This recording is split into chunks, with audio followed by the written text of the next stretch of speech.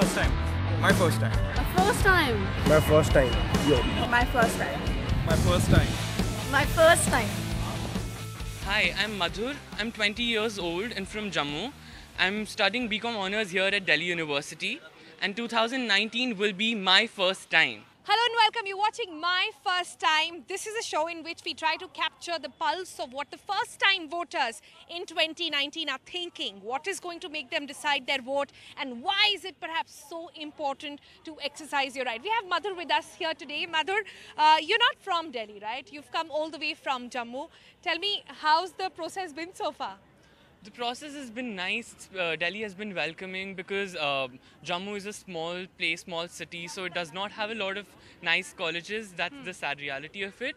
But Delhi has given me a lot of exposure to things, so I guess it's been nice. Tell me, I have always been very keen to understand, how do you guys think, what makes you decide upon who to vote for?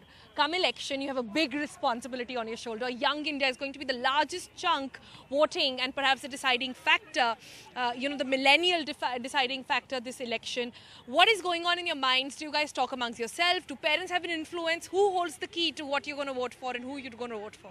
We do talk about elections with our friends. The families also have some sort of influence over us. But you don't listen to them? No, I do not.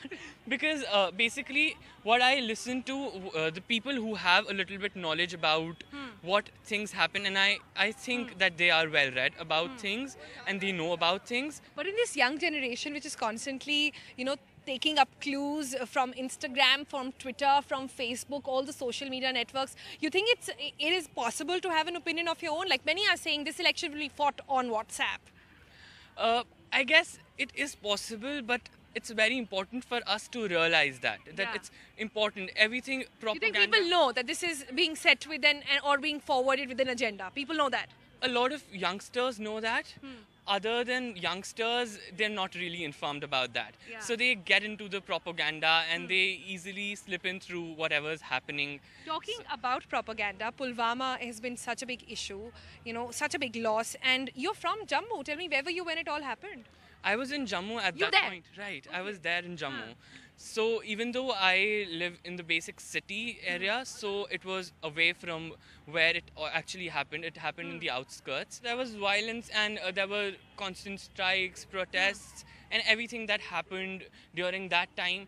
So yeah, the scenario had completely shifted from being a peaceful place to being such a place where it does not even have a mobile network and stuff like that. So it was really difficult to cope. So now do you come back, when you come back to Delhi and you interact with your friends who are not from there, who haven't really lived the moment, haven't felt what it means like to be in a curfew-struck area, what do you tell them?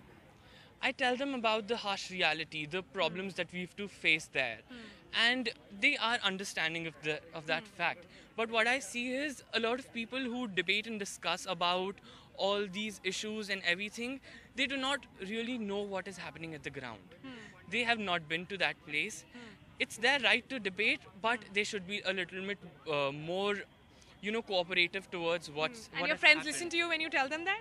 Yeah, they do, because they know I am from that place, so they do believe me. So your opinion matters to them? Yes, and not it the does. opinion of all the politicians who are saying other things? Definitely, because I not listen to someone blindly, because that... Let's actually put that to let's go back to your friends and try to understand from them what is it that they're thinking about. Preferably what we're seeing right now is almost in all of the fests, there's a nationalistic wave that's coming. So in any fest you go, it's Hindustan Zindabad, Vande Mataram. So that is a trend that's setting in.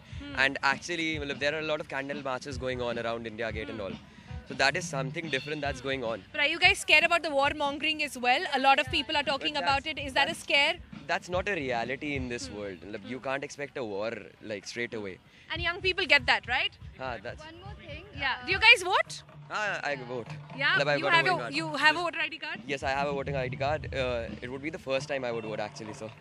Okay, great. Yeah. I doubt if I'll get the chance to vote because I stay in Assam, so my voter ID card is valid only there, and I'm staying. You haven't there. transferred it yet. No, no. Do you know how to do it? No, I didn't know about it. I just Yeah. came to know about it right now. So, what is important right now in Pulwama attack? I have seen many people who are protesting against Pakistan. But what we know is Pakistan hadn't, directly did any attack on Indian army. It was not the Pakistani army. It was the militant. So people have to be enough mature to, know what is right and what is wrong rather than shouting Pakistan, tum ho ya tum jo bhi ho.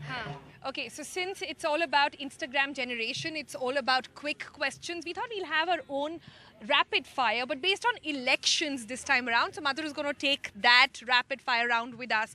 So question number 1, are you ready? Ready. Okay, are you going to have a voter ID card this time around? Yes, I have a voter ID card that's based out in Jammu. I am not keen on transferring it to Delhi. I'll definitely go out and So you vote. will go back to Right. Jammu and vote about it. Okay, why should Young India be voting? Young India should be voting because it's their right. They have to make an important choice at the end of the day. And because there are a lot of issues that are creeping up in these days, so they should think about issues. What is the like- one issue that you think you'll vote on? That is social inclusion. On the basis of social inclusion, how different political parties, different leaders are trying to include different parts of the society in. So politicians across the country go on to talk about caste, about inclusion. Do you think caste is something that matters to Young India? I don't think caste matters a lot, but to a lot of extent, religion does matter to a lot of youth and people around there. So I guess they'll think about how we're including all the sections of the society to to get normal. Okay, tell me, what or who do you think has the maximum amount of influence on Young India? I guess it has to be Modi.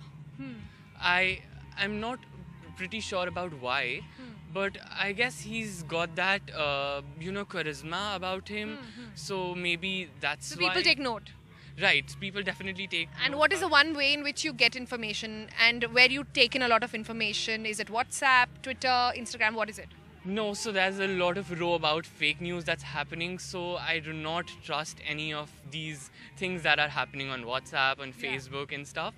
So I take note from maybe websites like BBC and sometimes newspapers like trusted newspapers, maybe Indian Express and stuff like that, and sometimes Reuters if you want some world news, some Indian news. And in India, you can say NDTV. Yeah, definitely.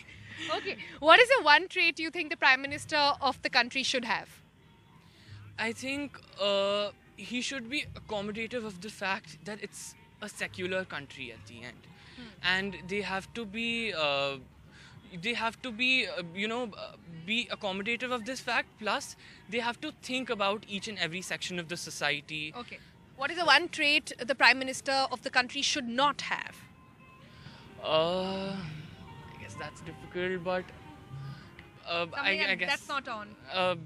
corruption. I guess something corruption charges or criminal charges. Let's say. Who, according to you, is the most impressive politician in the country? Impressive, I must say Modi, because he is sort of, like I said, he's charismatic, and at the same time sometimes he can be really manipulative.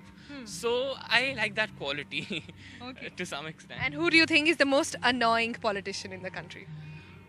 I guess Arvind Kejriwal to some extent, because you have to be grounded on what you say, and you cannot just go on changing your stand at each point. So there is diplomacy to some extent, but diplomacy should not cross levels like that. All right, very diplomatic, but I'll give it to you, Madhur. One last question before we wrap. Tell me, why should India and all young people this time around should be coming out to say, my first time, and I should be exercising it?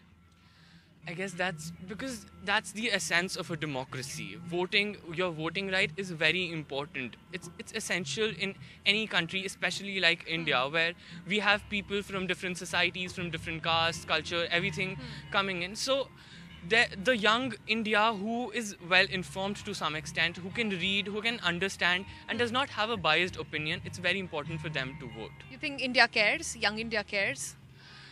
to some extent it does. I'm seeing a change in the new young India, but there needs to be much more emphasis on voting, and they should come out and vote. Okay, thanks for joining us. Thanks, Thank you. Madhur.